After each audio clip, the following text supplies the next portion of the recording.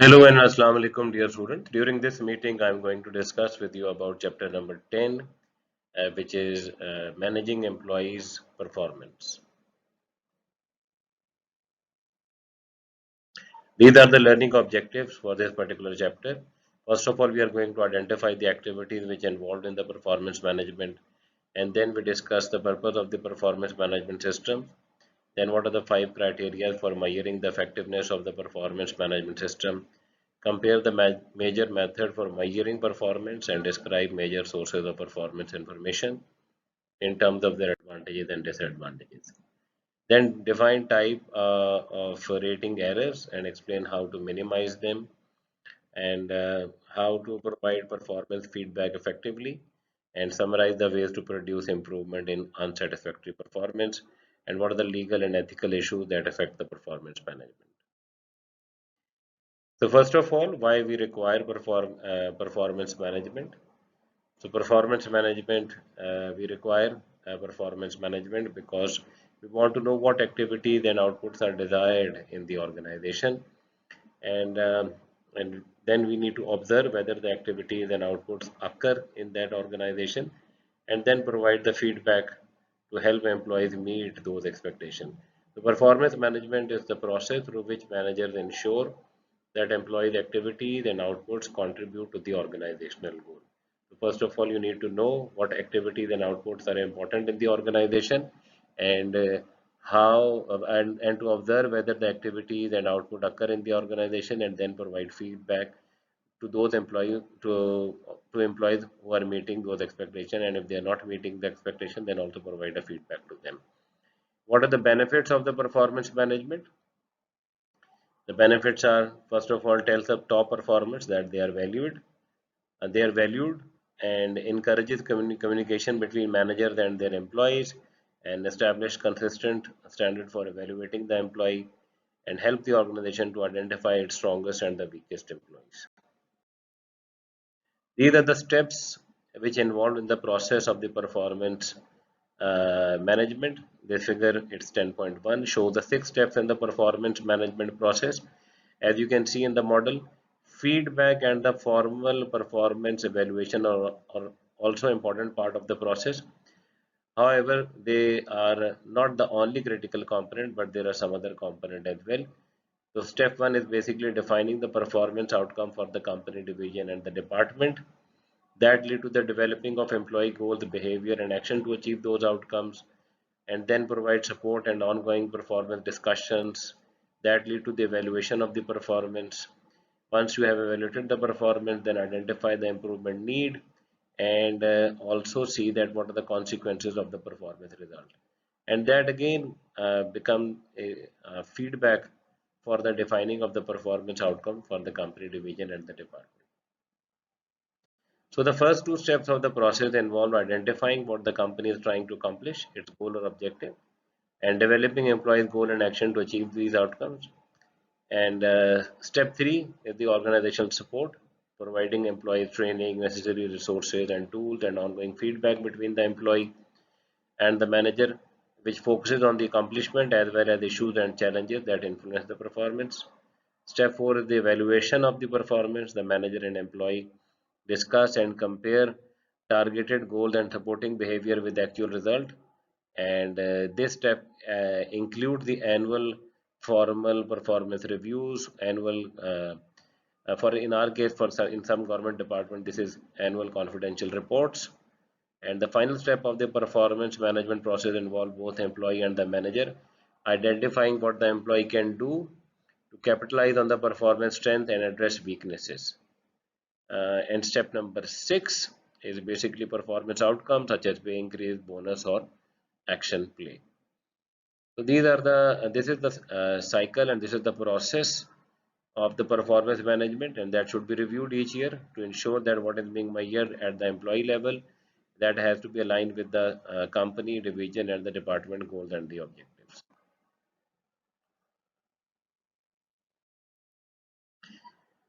Now let's discuss the purpose of the performance management system. There are 3 types of purposes for the performance management system. The first is strategic purpose. And of effective performance management system is to help organization to achieve its business objective, and its measurement must be linked with the organizational goal. And so that is basically like performance management can achieve its strategic purpose only when measurements are truly linked to the organizational goal. So that's the main purpose of this kind of a performance management. Another is the administrative purpose of the performance management system, which refers to the organization, how the organization use the system provide information for day-to-day decision about salary, benefit, and recognition program. And finally, performance management has a developmental purpose, which is basically focusing on the identifying the needs of and knowledge skills of the employees. So even employees who are not meeting the expectation, they can also become more valuable when they hear and discuss performance feedback.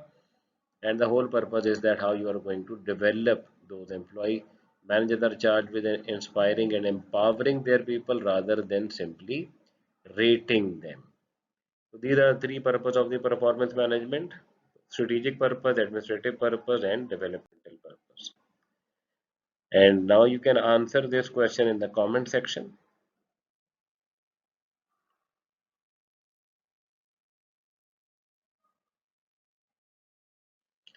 Now define the criteria for measuring the effectiveness of the performance management system. Several criteria determine the effectiveness of the performance measure. First is the fit with the strategy, that how the performance management system should aim at achieving employee behavior and attitude that support the organization strategy, goals, and culture. Like if the company is emphasizing the customer service, then its performance management system should define the kind of the behavior that contribute to the good customer services. Validity of the performance measure. Validity is the extent to which a measurement tool actually measure what it is intended to measure. Or in the case of the performance appraisal, validity refers to whether the appraisal measures all the relevant aspects of the performance and omit irrelevant aspects of the performance. Like if you look into the figure 10.2, the circle on the left represent all the information in the performance appraisal, and the circle on the right represent all the relevant measures of the job performance, and the overlap of the circle contain the valid information that is gathered, but irrelevant is contamination. So that is basically identifying that which information is a contaminated information which is not relevant, and which information is basically is not complete, that is the deficient information, and the actual information or the true job performance can be measured only through the valid information. Then the reliability with regard to the performance measure. Reliability describes the consistency of the result that the performance measure will deliver. Inter-rater reliability is the consistency of result when more than one person measure the performance. And retest reliability refers to consistency of results over a time. And if a performance measure lacks retest reliability, then determining whether an employee performance has truly changed over time will be impossible. Then the acceptance of those performance measure by the people who are going to use it and whose performance being evaluated. And if the people who are using it and consider it that it's too time consuming, and or like if the employees who being evaluated believe the measurement is unfair, so they will not use the feedback as a basis for improving their performance. Then specific feedback, a performance measure should specifically tell employees what is expected of them and how they can meet those expectations. Clear evaluation criteria, clear feedback help the employees to improve their performance. Okay, this is the I've already discussed this figure 10.2 regarding the contamination and the deficiency of a job performance measure. Now let's talk about methods for compare the different major method of measuring performance. Organization have a different methods for measuring performance. Some methods rank the employees, and some methods compare the employees. So you can divide these different kind of the methods into the different categories. Some which are comparing, making comparison, comparative approaches. Simple ranking, managers rank employees from highest to uh, poorest employee. And another is forced distribution method. That's a method of performance measurement that assign a certain percentage of employee to each category in a set of categories. For example, 5% would be getting A grade, 50% would get a B grade, 30% would get a C grade, 20% would get D grade. So that's the kind of forced distribution method. Then the paired comparison is a method of the performance measurement that compares the each employee with each other employee to establish the rankings. And uh, so you are basically comparing paired comparison, comparing each employee with the other. So say the drawback of that, these kind of a different kind of a method, the rankings are often not linked to the organization goal, and the ranking is open to the interpretations. Some ranking methods are easy to use, which makes them acceptable to the manager. But however, the major disadvantage of the ranking I've discussed with you that has not been linked with the organizational goals. Okay, Ji. Now rating individuals, comparing the two methods, graphic rating scales and the mixed standard scale. Rather than focusing on arranging a group of the employee from best to worst, performance measurement can look at each employee performance relative to a uniform set of standards.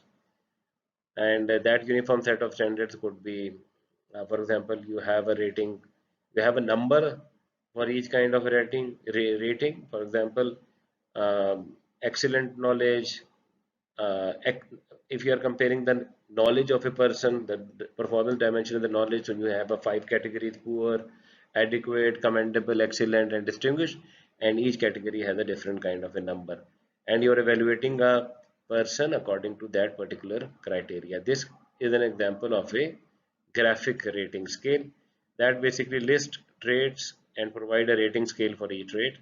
Employer use scale to indicate extent to which employee display each trait, and rating scale are subjective and vary by employer because the people have a different interpretation of the excellent and the commendable and adequate, so that lead to the subjective interpretation of those words, and that which create which can have certain bias of the individual regarding those terms.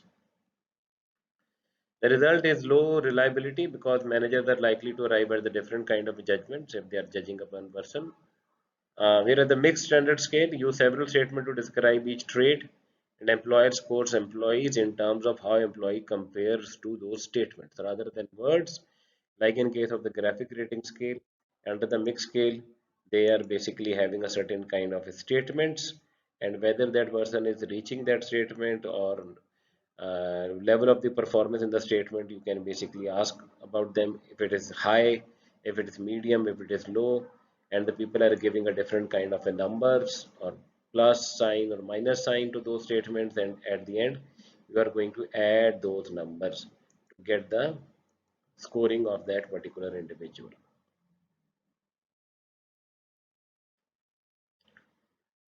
Now we have talked about the traits. Now we will talk about the behaviors. And under the behavior, when we are going to method of the critical incident method, that's a method of performance measurement based on manager's record of specific example of the employee acting in way that are either effective or ineffective. For example, the book has been given in the example has been given in your book. A customer called in about a refrigerator that was not cooling and was making a clicking noise every few minutes. The technician pre-diagnosed the cause of the problem and checked his truck for the necessary part. When he found he did not have them, he checked the parts out from inventory so that the customer refrigerator would be repaired on his first visit and the customer would be satisfied promptly. This kind of the incident is a critical incident where the person is basically proactively see that what are the needs of the customer, and the customer satisfaction has a high priority in that regard. So specific instances of effective and ineffective employee behavior are documented, and employees receive feedback about what they do well and what they do poorly. Similarly, the critical incidents can be some bad example as well, some poor example where the customer, if you're looking into the behavior of behaviors which contribute toward the customer satisfaction, though there can be some poor behavior as well that also become the part of the critical incident method. One related method with the critical incident is the behaviorally anchored rating scale, which we call the bars, which builds on the critical incident approach. And the bar method is intended to define performance dimensions, specifically using statement of behavior that describe different level of the performance. So you have the behavior, but you then have a different levels of those behavior, and you can give a, for example, 7-point scale, various kind of the behavior associated with the police officer who are preparing for the duty. What is the highest level? What is the lowest level? What is the middle level? That is how you are going to use the behaviorally anchored rating scale to assess the behavior of employees. The behaviorally anchored rating scale method of performance measurement that rates behavior in terms of a scale, showing a specific statement of behavior that describe different levels of performance. And there is an example as well which has been given in your book.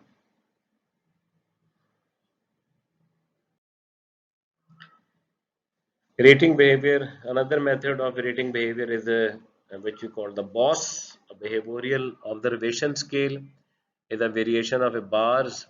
Like a BOSS is developed from critical incidents, whereas bar discard many examples in creating the rating scale, while a BOSS used many of them to define all behavior necessary for effective performance. So the BOSS is the more detailed of the behavior, and they can basically have a, for example, in the case 15 other behaviors to define level of the performance. I mean, 15 is just one number which is describing a one level of the performance, and so these ratings are, for example, in the case of the behavioral uh, uh, anchored rating scale, it's we have a one behavior which has a different variation in terms of the critical incident, and in the case of the boss, which is the variation of the bar which use all behavior necessary for effective performance to rate performance at a task. It's a more detailed rating scale, includes all critical behavior, and ask the manager to rate the frequency of those behavior. So this frequency element was not there in bars. Here they ask for the frequency, and they ask that, for example, in the if you are if the employee is providing the details of the change to the employee, so you can have a scale almost never to almost always as been given in your book, and then you can basically rate that particular dimension of the employee.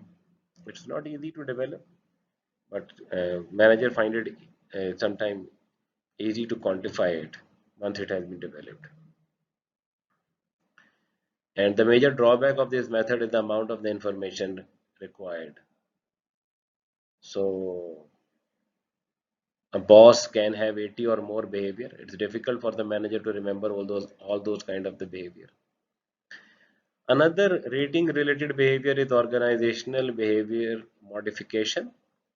That is the plan for managing the behavior of employee through a formal system of feedback and reinforcement.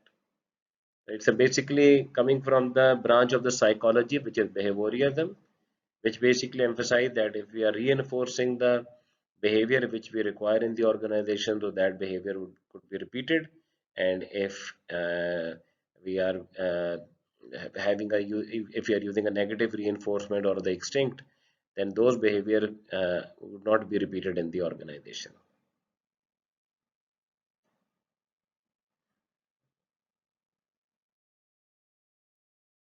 Okay, then managing by objectives. This is a system in which people at each level of the organization set goal in a process that flows from top to bottom. So employees at all levels are contributing to the organization overall goal. These goals become the standard for evaluating each employee's performance. So the three components of the goals are specific, difficult, and objective. Manager work with employees to set goals, and manager give objective feedback to monitor the progress. MBO can have a very positive effect on the organization performance, and there are a lot of studies which see that it has a positive impact on the organization.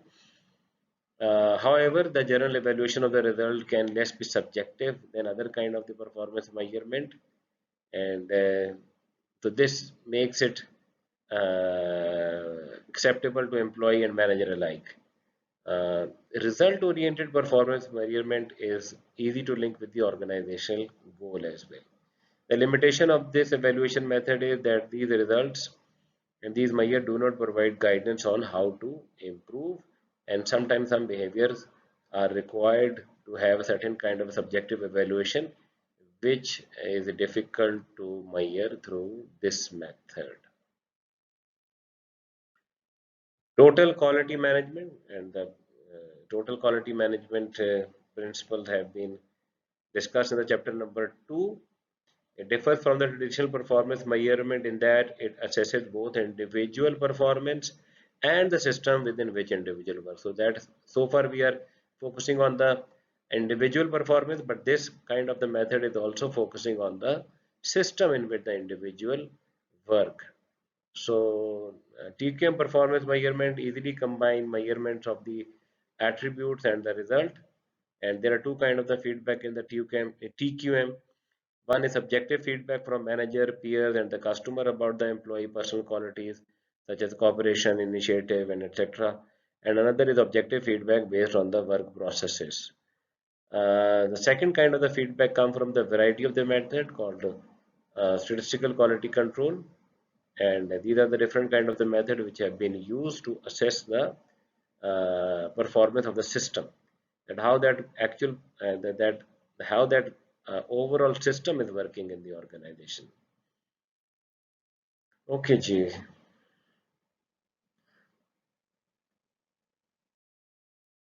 So that is the total quality approach to performance measurement includes subjective feedback from manager, peers, and customer, as well as objective feedback based on the work process.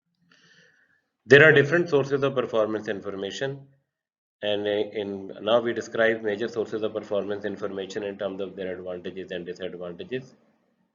So we can, all performance management require decision about who will collect and analyze the performance information.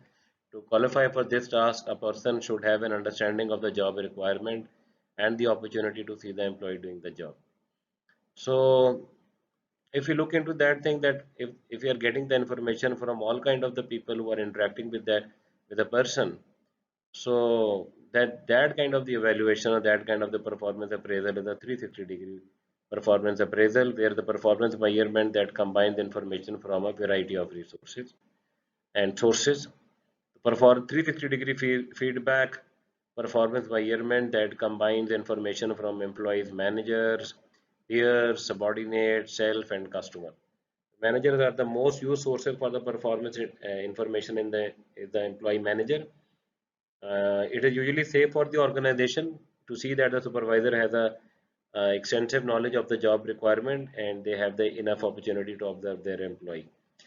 So still in the some cases they are not able to measure their performance because sometimes employees are leaving their organization places and going to the different places, so it's difficult for the manager to observe their performance over there. Another source of the performance information is the peers. Peers is also an excellent source of the information because they are seeing that how their colleagues are working, but peer evaluation has also some disadvantages like friendship or rivalries have the potential to bias the evaluation. Then subordinates, for evaluating the performance of the manager, subordinates are an especially valuable source of information, and subordinate those people who are reporting to the manager, and they have an excellent opportunity to observe their manager, that how they are working. People can conduct the survey to get information from the subordinates. However, subordinates have a potential problem due to the power relationship involved, and sometimes subordinates are reluctant to say negative thing about the person to whom they report, and they provide to feedback anonymously. And then there is the self feedback from the self. um, uh, Employee have a chance to see their own performance. Self ratings, however, rarely used alone, but they can contribute to some valuable information. And the problem with the self rating is that individuals have a tendency to boost about their assessments of their performance. So if they are using performance assessment for administrative purpose, where they are going to decide about the bonus or the incentive, so this alone assessment uh, uh, could not meet the uh, requirements of performance appraisals. Customers services are often produced and consumed on the spot. So the customer is the only person who can provide a feedback about the employee performance. Is one of the important information about the employee, that how the employee is dealing with the customer. Now there are different kind of the errors in the performance measurement. What are the different types of the error? What are the different kind of a biases which commonly influences the performance measurements? Uh, First of all, raters tend to give higher evaluation to the people they think are similar to themselves. And then there is the contrast error. Rater compare individual not against objective standard but against other employees. So that is basically contrast error, when you are not comparing the individual against the standards or the objective, rather than you are comparing a person with the other person. Then the distributional error, rater user only part of the rating scale. And so let's discuss these things one by one. Overrating can be based on the one good quality, that is the halo error, and the horns error are under rating based on a one poor quality of a person. And then there are some distributional error. When they tend to use only one part of the rating scale, the error is called leniency. When the let's say reviewer rates everyone near the top, or the teacher is giving everyone a grade A, or strictness would be that everyone is getting a lower grades. Central tendency means that everyone is going to get an average grade or average score on the scale. So these are certain kind of a distributional error. Then rater bias. Rater let their opinion of one quality color their opinion of other, which I which I mentioned. Halo error and the horn errors. Halo error can mistakenly tell employee that don't need to improve in any area, while horn area error can cause employee to feel frustrated and defensive. Now these are the different kind of the error. How can we reduce those errors? You can answer this quiz in the comment box. Okay, Ji. So people make errors, and sometimes people make error unintentionally, especially when the performance criteria is not very clear, not very specific. Raters can be trained to avoid rating errors, or they can watch certain kind of the videos, script, or storylines designed to lead them to specific rating errors. So after this kind of the training programs offer tips for avoiding the errors in the future. And then studying the actual example of the various performances. Later, raters learn to look at many aspects of the performance that deserve their attention, or so they can look into the actual performance, and that how that performance has been measured through performance evaluation forms. And the training aims to help raters evaluate performance of the employees more thoroughly, more accurately, once they have a clear understanding about the performance. Or another would be using a data analytic into the rating process. The computers and the information system are providing data about the employees, that how they have performed in that particular arena. So data analytic, the company modified the performance management systems to take into account uh, that how they are performing, and especially at the end of the day, that's a judgment of the human as well. So political behavior and performance error. So unintentional error are not the only cause of the error in the performance measurement, but there are certain kind of the political element as well. And sometimes raters are political. They distort evaluation to advance their own personal goals, and they distort the evaluation of those people who they don't want to promote, who they don't want to come forward in the organization. For that purpose, there is a calibration meeting can be used to minimize the politics, meeting at which manager discuss employee performance rating and provide evidence supporting their rating with the goal of eliminating the influence of rating error. If you find that there is a political element, so you can call the manager and the employee. If the manager has given a low rating to the employee, then that the manager can provide evidence to those low rating as well. Okay, now how you are going to give a performance feedback? That's very important. Once you have measured the employee performance, that this information must be given to the employee. What are the methods of the giving that kind of information to the employee? First of all, scheduling the performance feedback meeting. Performance feedback. First of all, performance feedback should be regular expected management activity rather than a 1 year activity. So employee have a fair understanding about how he or she is performing in the organization rather than waiting a year to get a feedback about their performance. So that's the reason that feedbacks are more effective when they are giving them frequently. Finally, employees have indicated if that they are motivated and directed by regular feedback, and they want to know whether they are on the right track. Okay, Ji. Then preparing for the feedback session. They should be well prepared because that's a formal session. Manager should create the right context for the meeting. Manager and employee should be well prepared for each session. Manager should ask each employee to complete a self-assessment ahead of the time. And when giving performance feedback, do it in an appropriate meeting place that is neutral and free of distraction. What other factors are important for the feedback session? And for example, if you are going to have a certain kind of areas which needs an improvement, so you must have a certain kind of a documentation, certain kind of evidence which can support your rating in that regard. And so if there are some differences with the employee, where the employee differ with the manager, so that's a fruitful areas of the discussion where the manager and the employee can discuss that particular areas of the performance improvement. Conducting the feedback session.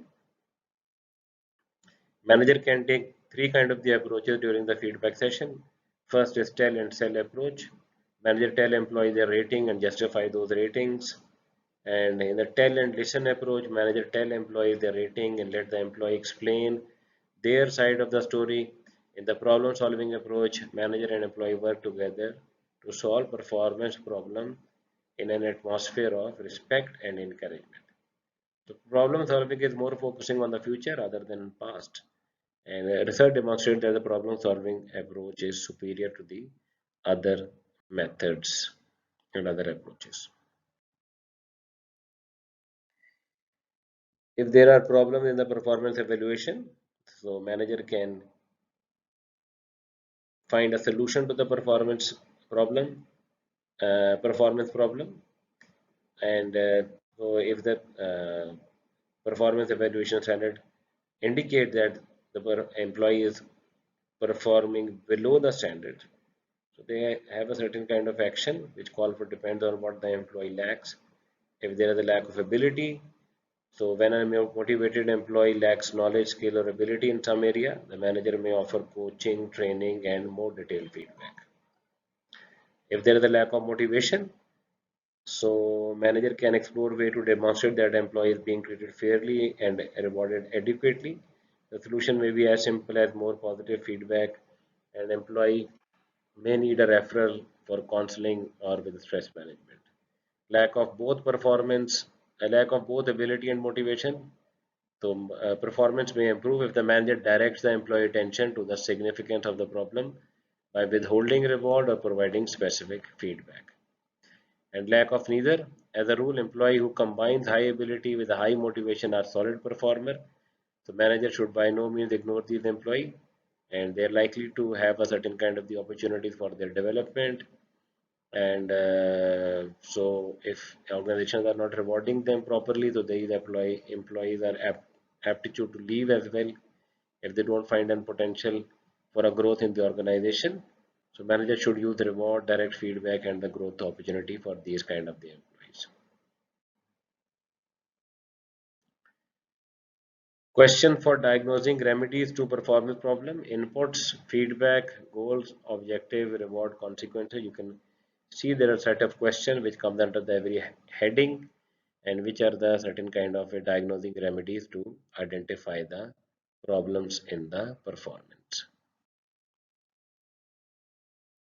Okay, G. There are certain kind of law which are relevant in our context, which are the labor laws, that how you are evaluating the performance, and certain kind of the law which requires fair rewards for the employees. So one can look into that our labor code or labor laws which are applicable to our organizations.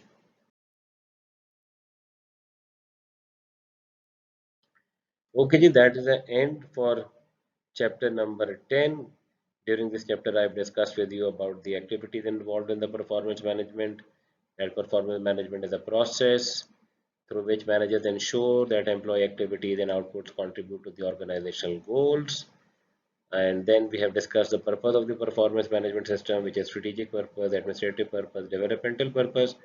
Then we have defined the 5 criteria for measuring the effectiveness of the performance management system. A performance measure should be strategic, they should be valid, they should be reliable, they should be acceptable and specific. Then the major method for the measuring performance, we compare their advantages and disadvantages like ranking systems, and like rating employees, their attributes, their behavior, their outcomes, and we have discussed some particular method as well. Then we describe major sources of performance information in terms of their advantages and disadvantages, and performance information is coming from the different sources, 360-degree feedback, uh, and then we have defined types of rating errors, like biases and halo error and horn errors and leniency errors and strictness errors, central tendency errors, politics, and we have discussed that how politics affect the rating as well, and how you are going to provide the performance feedback effectively, interviews, what the role of the manager, what is the how can they discuss, and what are the ways to produce improvement in the unsatisfactory performance. If there is someone is lacking, how can you help them?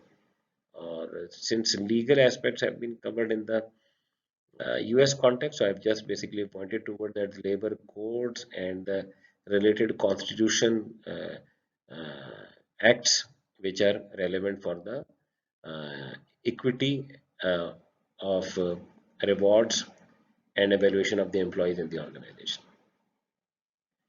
Okay,